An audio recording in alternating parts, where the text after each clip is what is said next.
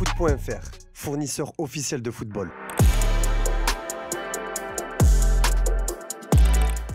Salut tout le monde et bienvenue dans ce nouveau JT Foot Mercato. Didier Deschamps a annoncé son retrait des Bleus, un retrait qui interviendra après la Coupe du Monde 2026. Comme à son habitude, le sélectionneur de l'équipe de France n'est pas rentré dans les détails. Son agent historique depuis 15 ans, Jean-Pierre Bernays, s'est confié à la Provence et a révélé que cette décision était le fruit d'une longue réflexion. Cette annonce intervient à une période creuse. Il n'y aura aucune perturbation, tout est clair, il n'y a plus de débat. Chaque fois qu'on parlait de gagner la Ligue des Champions comme entraîneur, parce qu'il y avait des gens qui pouvaient être intéressés, il me disait qu'il ne pensait qu'à la sélection.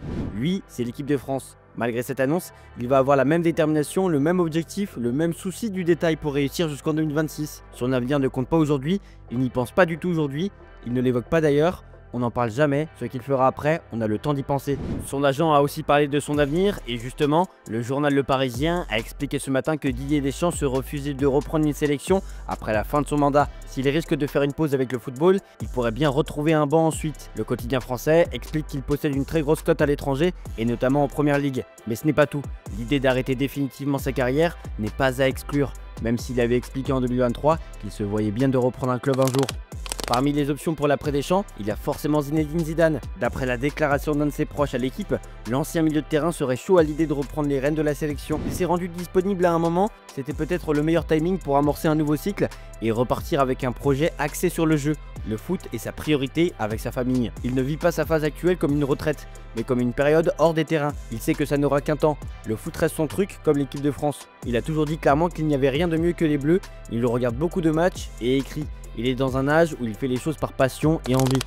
On ferme cette page d'équipe de France pour parler mercato PSG. Randal Kolo Muani est sur le départ et attend de trouver une porte de sortie lors de ce mercato hivernal. Et de son côté, la direction parisienne étudie le marché des joueurs offensifs.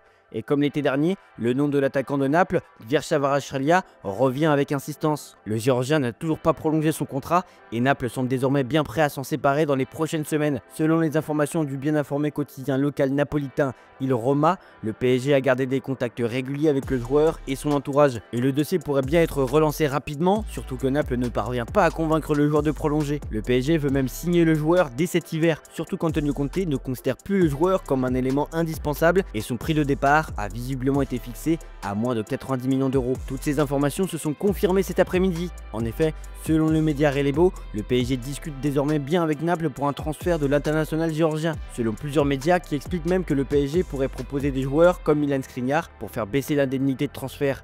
La balle est désormais dans le camp du Napoli qui va devoir prendre une décision avec son joueur. Dans les transferts qui n'auront pas lieu, on peut compter celui de Wissam Ben Yedder à Montpellier. Ces derniers jours, son nom a été cité comme potentiel renfort pour le club sudiste. Pour rappel, il a été condamné à 2 ans de prison avec sursis après avoir été jugé pour agression sexuelle en état d'ivresse. Et il doit faire face à un nouveau procès pour violence psychologique envers son épouse. Face au tollé provoqué, Laurent Nicolin a réagi auprès du journaliste Daniel Riolo. Ce dernier a en effet révélé au micro de RMC Sport que le boss du MHSC lui a assuré que son club n'a jamais pensé à recruter Ben Yedder. Laurent Nicolin a déclaré les propos suivants. Comment ça a pu sortir? Je vous jure que pas une seconde, on a pensé à prendre ce joueur. Je n'y ai jamais pensé et personne au club n'y pensera. Selon nos informations, le Stade Rennais s'intéresse à Denis Bouanga pour renforcer son effectif cet hiver après avoir recruté Brice Samba et Seko Fofana. L'ailier gabonais brille au Los Angeles FC avec 69 buts et 31 passes décisives en 6 matchs, mais exprime son envie de revenir en Ligue 1 depuis un an. Bien que son salaire élevé de 2,3 millions d'euros net par an ait freiné son retour en 2023, Rennes semble désormais prêt à payer 10 millions d'euros pour le transfert.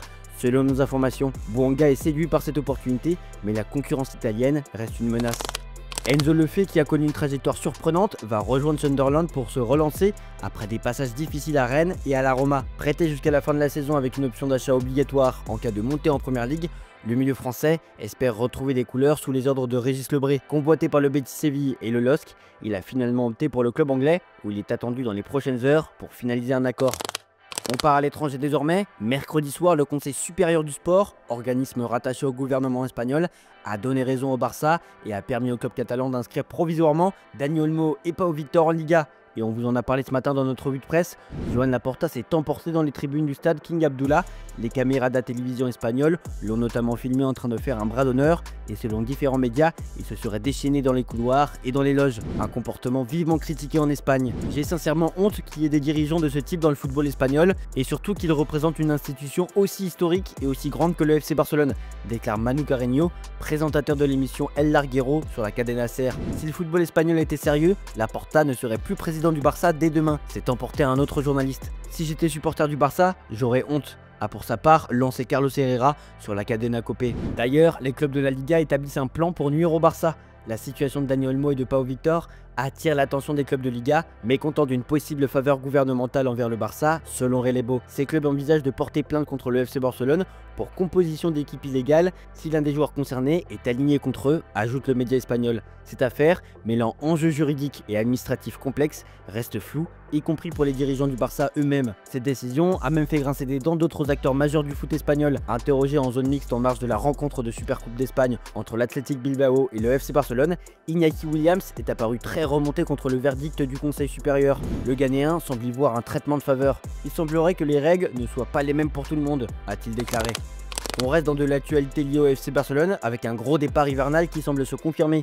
Déjà, il y a plusieurs départs qui pourraient être scellés rapidement, à l'image de la vente d'Eric Garcia à Gérone, mais aussi Ansu Fati et Andreas Christensen qui ont aussi des bons de sortie et qui seront vendus ou prêtés en cas de proposition intéressante. Mais ces derniers jours, des rumeurs concernant un cadre de l'équipe ont commencé à voir le jour. Il était ainsi question d'un intérêt de la Juventus pour Ronald Araujo et celui qui fait partie des capitaines de l'équipe aurait même déjà dit oui au Turinois selon la presse italienne. Et voilà que selon la Repubblica, le défenseur uruguayen devrait bien débarquer dans le Piémont dans les jours à venir. Un accord aurait été trouvé entre les deux clubs pour le prêt avec option d'achat du joueur de 25 ans, récemment revenu à la compétition après une blessure musculaire qui l'a éloigné des terrains pendant toute la première partie de saison. On prend la direction de l'Angleterre avec un autre cadre qui devrait partir, mais cette fois à Manchester United. Manchester United veut se séparer de Marcus Rashford cet hiver, mais les Red Devils se montrent très durs en affaires, ce qui ne facilite pas les négociations. Bien que l'attaquant anglais ait exprimé son souhait de relever un nouveau défi, les Red Devils espèrent maximiser la vente et refusent toute concession financière, y compris sur son salaire, élevé de 13 millions d'euros net par an. Rashford, mis de côté par Ruben Amorim, attire de nombreux clubs, dont l'AC Milan, la Juventus, le PSG et Galatasaray, mais son rêve de rejoindre Barcelone semble inaccessible en raison des finances des Blaugrana. L'AC Milan a fait de lui une priorité offensive et pourrait se séparer de Noah Okafor pour l'accueillir, mais le salaire du joueur anglais reste un frein majeur. Même Côme, en difficulté en Serie A, tente sa chance, bien que son offre soit également jugée ambitieuse. Le divorce entre Rashford et Manu s'annonce tendu, avec des discussions longues et complexes à venir. Chez Manchester City, on cherche du renfort en défense. Selon les informations du média brésilien UOL, Manchester City va réaliser une offre de 40 millions d'euros pour Victor Reis, le défenseur central de Palmeiras, âgé de seulement 18 ans et considéré comme le nouveau Thiago Silva.